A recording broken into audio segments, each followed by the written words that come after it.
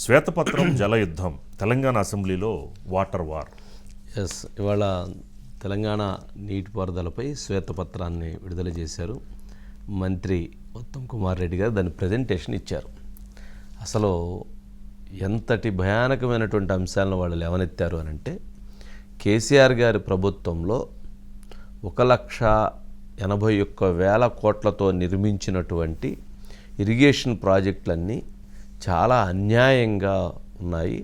వాటన్నిటిలో నాణ్యతా ప్రమాణాలు పాటించకపోవటం వలన ఆ ప్రాజెక్టులన్నీ కూడా ఇప్పుడు సర్వనాశనం కాబోతున్నటువంటి పరిస్థితి ఏర్పడుతుంది. కాళేశ్వరం ప్రాజెక్టు లాంటిదే కళంకం తీసుకొచ్చేటువంటి ప్రాజెక్టుగా ఈ రాష్ట్రానికి మారబోతుంది అనేటువంటిది వారు ఇచ్చినటువంటి ప్రజెంటేషన్. దీంట్లో వారు అనేక అంశాలను పొందుపరిచారు. మేడిగడ్డ ఏదైతే ఇప్పుడు క్రాక్స్ ఇచ్చిందో అది మనం చూస్తున్నాము. అన్నారం ప్రాజెక్టు కూడా క్రాక్స్ ఇచ్చింది అని ఆ విజువల్ ప్రజెంటేషన్ చేశారు. ఆ విజువల్ అదే. అన్నారం ప్రాజెక్టు కూడా లీక్ అయిపోయి వాటర్ వెళ్ళిపోతుంది. జనరల్గా ఒక ప్రాజెక్టులో అంత పెద్ద ప్రాజెక్టులో అట్లా వాటర్ కానీ లీక్ అవ్వటం మొదలు పెడితే తర్వాత అది పెద్దదవుతుంది. ఎందుకంటే ప్రవాహాన్ని ఆపాల్సినటువంటి ప్రాజెక్ట్స్. అలా అయితే అది ఎప్పుడైనా అది డ్యామేజీ జరిగేటువంటి పరిస్థితి. మనం మేడిగడ్డది కూడా చూస్తే ఆ క్రాక్స్ కూడా చాలా పెద్ద క్రాక్స్గా కనపడుతూ ఉన్నాయి. మరి ఇటువంటి పరిస్థితి ఉన్నప్పుడు రెండు ప్రాజెక్టులు కూడా మొత్తం కాళేశ్వరం ప్రాజెక్టే కళంకం తీసుకురాబోతుంది. అలాగే మిగిలినటువంటి ప్రాజెక్టులు కూడా ఎక్కడ నాణ్యతా ప్రమాణాలు పాటించట్లేదు, పూర్తిగా అవినీతిమయంతో జరిగినటువంటి ప్రాజెక్ట్స్గా ఉన్నాయని చెప్పిన వారు దాన్ని ఎస్టాబ్లిష్ చేశారు. దానికి హరీష్ రావు గారు కౌంటర్ ఇచ్చారు. మేము చేసినటువంటిది మంచిగా చేశాము, కానీ వీరే కావాలని చెప్పిన వాటి మీద బురదజల్లేటువంటి ప్రయత్నం చేస్తున్నారు. నీటిపారుదల పైన మాకున్నటువంటి శ్రద్ధ వీరికి లేదు అని చెప్పని జరగాల్సినటువంటి వాడివేడి యుద్ధం జరిగింది. అంటే కేసీఆర్ గారు అసెంబ్లీకి రాలేదు. ఇవాళ వారి పుట్టినరోజు, ఆ జన్మదిన సందర్భంగా ఈరోజు ఆ ప్రాజెక్ట్స్ మీద కేసీఆర్ గారిని టార్గెట్ చేస్తూ మొత్తంగా రేవంత్ రెడ్డి గారు విషెస్ పంపించారు. కానీ వర్కే విషెస్ అన్నట్టుగా విషెస్ పంపించి టార్గెట్గానే ఇటు విషెస్ అటు టార్గెట్ రెండు కూడా ఈరోజు వాయించేశారు. దీనికి సంబంధించి ఒకసారి బైట్స్ ప్లే చేస్తే మరింత క్లారిటీ ఉండదు. ఒకసారి బైట్స్ ప్లే చేయండి. Controller and auditor general of India ఈ రాష్ట్రాన్ని గత ప్రభుత్వం నిర్వాహకం వల్ల మరి అప్పులో ఊబిలో మరి నెట్టేసిన విషయం కూడా తెలంగాణ ప్రజానీకానికి తెలియజేస్తున్నాము. ఈ మధ్య కాలంలో కొంతమంది పెద్ద మనుషులు మేడిగడ్డ, అన్నారం, సుందిల్లా బ్యారేజ్లు మేము రిపేర్ చేస్తుంటారు. చాలా స్పష్టంగా ఈ శాసనసభ ద్వారా ప్రకటిస్తున్నాము. కొత్తగా నిన్న రాత్రి నుంచి అన్నారం బ్యారేజ్లో కూడా లీక్ పెద్దగా మరి డ్యామేజ్ జరిగే ప్రమాదం స్పష్టంగా అవపడుతుంది.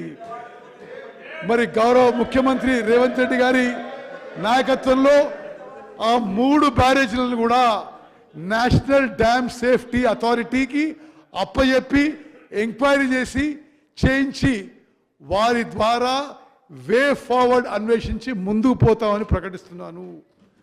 అదేవిధంగా విజిలెన్స్ ఎంక్వైరీలో తేలిన వాస్తవాలు బట్టి ఈ ప్రభుత్వం కఠిన చర్యలు తీసుకోబోతున్నాము. వీళ్ళు ఏంటంటే మా మీద ఒక బురద జల్లాలనే ఉద్దేశంతో ఒక ప్రయత్నం కంటిన్యూస్గా చేస్తూ ఉన్నారు అధ్యక్ష. కానీ ప్రజల అనుభవంలో ఉంది అధ్యక్ష. పండిన పంట సాక్ష్యం, పెరిగిన సాగు విస్తీర్ణం సాక్ష్యం, ఇవన్నీ కూడా ప్రజల స్వీయ అనుభవాల్లో ఉన్నాయి అధ్యక్ష. మీరు అసెంబ్లీలో మా మీద బురద జల్లినంత మాత్రాన ప్రజలకు అంతిమంగా నీళ్ళు వచ్చినాయా లేవా, పంట పండిందా లేదా అనేది రాష్ట్ర రైతులు గమనిస్తారు అధ్యక్ష. ఈరోజు ఈ బ్యారేజ్ దాన్ని ఏదో పార్లమెంట్ ఎలక్షన్స్ ఉన్నాయి, లబ్ధి పొందాలని ఎక్కువ చేసి చూపే ప్రయత్నం చేస్తున్నారు. అఫ్కోర్స్ ముఖ్యమంత్రి గారి ధోరణి అయితే ఎట్లుందంటే, ఆయన ఆ మధ్య స్టేట్మెంట్ ఇచ్చారు సీఎం గారు, కేసీఆర్ గారి ఆనవాళ్ళు లేకుండా చేస్తా అంటే ఆయన చేసిన మంచి పనులు ఏవి రేపు ప్రజలు గుర్తుంచుకోకుండా చేస్తా అనేటువంటి ఒక దాంతో ఆయన డిసైడ్ అయి ఉన్నాడు.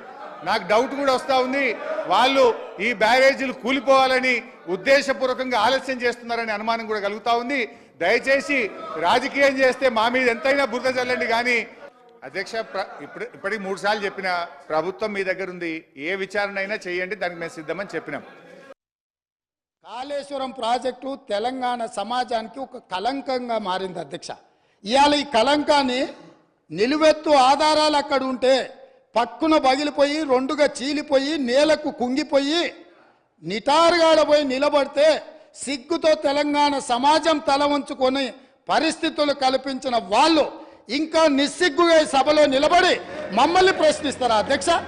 తెలంగాణను వీళ్ళని నమ్మి వీళ్ళ చేతిలో పెడితే 10 సంవత్సరాల దివాలా తీయించి కొల్లగొట్టి ప్రాజెక్టులు పక్కున బలిగిపోతుంటే దాని మీద క్షమాపణ చెప్పకుండా ఇంకా ఎదురుదాడి ఏంది అధ్యక్ష?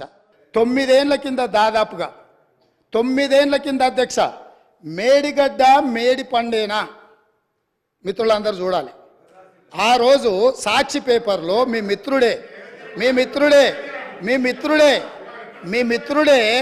మీ సహచర పంచపక్ష పరమాణాలు మీరు ఏదైతే ప్రగతి భవన్లో పిలిచి భోజనం పెట్టినరో ఆ మిత్రుడి పత్రికల మేడిగడ్డ మేడి పండేనా అని 2015 నాడు ఈ పత్రికలో రాసిన వార్త ఇది. ఈరోజు ఉత్తమ్ కుమార్ రెడ్డి గారు చేసిన ఆరోపణ కాదు అధ్యక్ష. ఈరోజు మునిగిపోయిన మేడిగడ్డ, పగిలిపోయిన అన్నారము, కుప్పగూలిన సుందిళ్ళను చూసి మాట్లాడి రాసింది కాదు అధ్యక్ష. ఆ రోజు సాంకేతిక నిపుణులు ఇచ్చిన నివేదిక ఆధారంగా ఈ పాపాలకంతా వాళ్ళిద్దరు కారణం కాదు అధ్యక్ష. వీళ్ళిద్దరు కలిసి ఈ రకంగా తెలంగాణను మొత్తం చెదలు పట్టించారు అధ్యక్ష. తెలంగాణను మొత్తం అసలు మాటల దాడి మామూలుగా ఉండదు కదా. సరే, ఏదన్నా కానీ ఇది చాలా పెద్ద అంశం.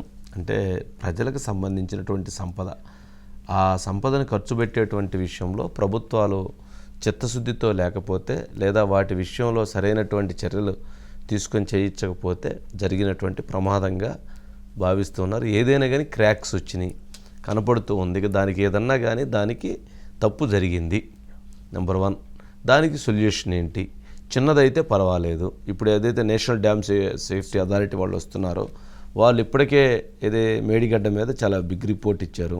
ఇప్పుడు అన్నారం మీద కూడా ఇంకో రిపోర్ట్ ఇస్తే నాకు ఉత్తమ్ కుమార్ రెడ్డి గారు అన్నారు దీని మీద కఠిన చర్యలు తీసుకుంటామని.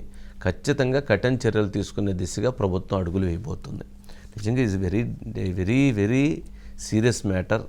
ఇది తెలంగాణలో రేపు రాబోయేటువంటి రోజుల్లో రాజకీయాలను మొత్తాన్ని మలుపు తిప్పబోయి పెద్ద సంఘటనలు జరగబోతున్నటువంటి ప్రాజెక్టుగా ఈ వివాదంగా చూడాల్సినటువంటి అంశం.